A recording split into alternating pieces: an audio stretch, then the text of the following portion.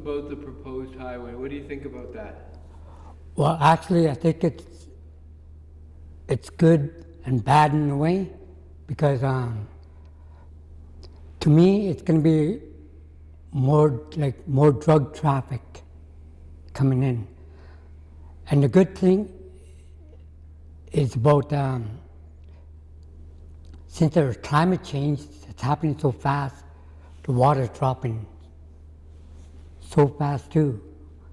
And the food prices are going sky high, because when you fly them in, and the gas is also high, so everything's got to, all the food prices are going up. Right. So it, to me, I think it's a good idea, but still there's still going to be drugs no matter what, even though that the road comes through. There's drugs around here anyways, but it's just going to be more easy way for them to traffic them in.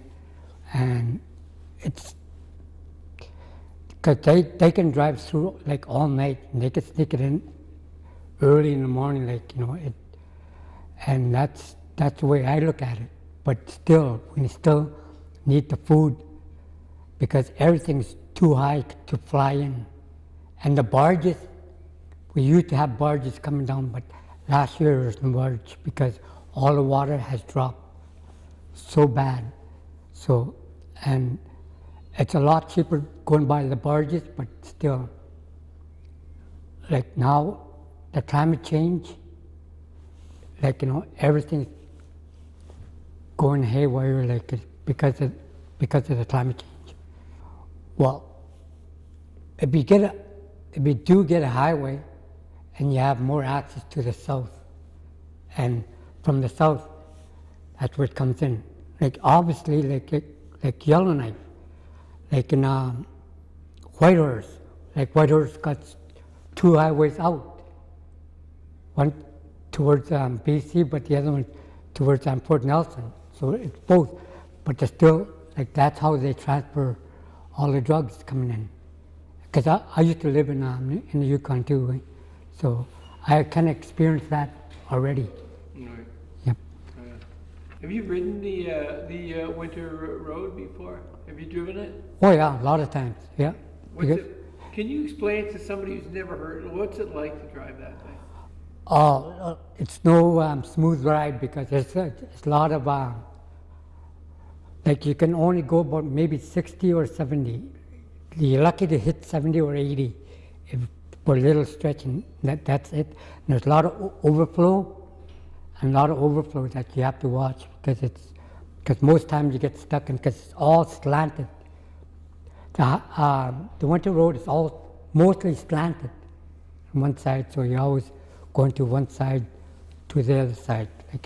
It's not a smooth road, and it takes about, from here to Ridley, it's only 200-something kilometers, but it will take about 4 to 5, 6 hours just to get to Fort Ridley through the winter road. Is it? Would you say is it safe? Is it dangerous? What is?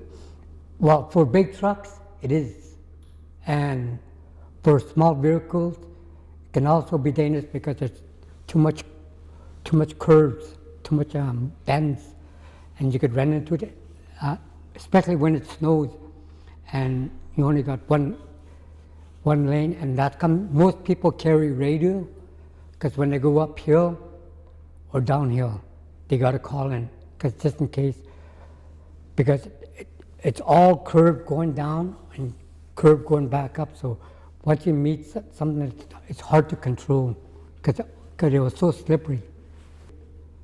And they're slowly trying to get away from those all those bends, because I've seen a lot of big trucks going off the road all the time, especially downhills. All downhills. That's the dangerous part.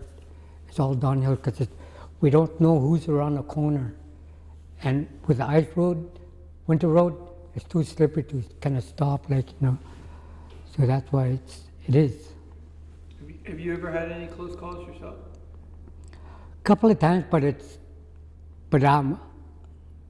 since we had a CB radio, like we always contact before going downhill. We always call in if any traffic coming uphill. If nobody calls, and we slowly work our way down. Have you ever seen any? Yeah, there was a couple of big trucks that I saw that went way off the road, like black water, okay, right on top, and it went right into the snowbank, and they couldn't get out. So, and there's going uphill, and there's a big truck that couldn't make it up, so they had to block both roads, and we had to sit there for 4 or 5 hours just to get that truck out of there with that cat. So do you think a highway would, so that's the winter road, how would a highway? At least a highway, they can cut through pretty well everything. Like when they build a highway, they can most likely cut, like a downhill, they can slowly cut on the side to make it more down, like instead of steep. So that's the way I look at it. Global warming is warming up, and it's gonna take longer for the ice road. Usually they have ice road every year, but this is a kind of a long ice road up to the corner there, and it'll be a lot easier just to have that bridge right across. Yeah, save time, I suppose. Yeah, right? it's not only save time because it's global warming is happening, and we know it's happening, and it's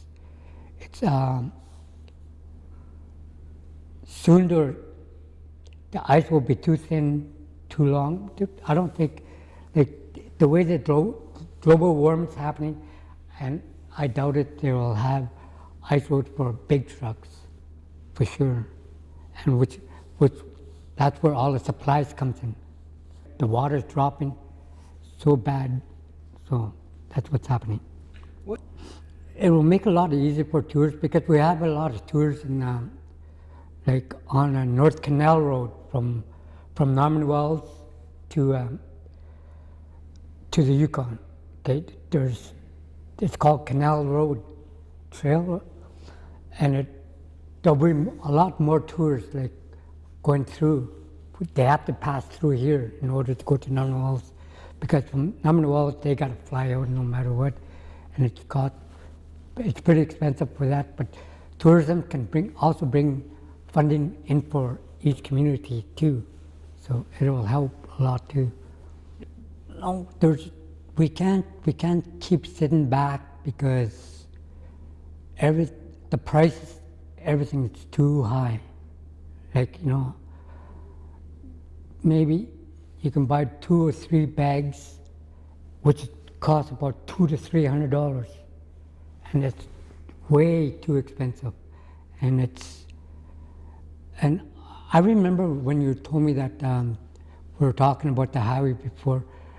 There was a chief named Paul Wright. He used to said, okay, asking the government if we could build a road here to 4 Mile Creek, but that was denied because they wanted to go all the way through, right? So, but if you listen to Paul Wright, that would have been a start, start of the highway.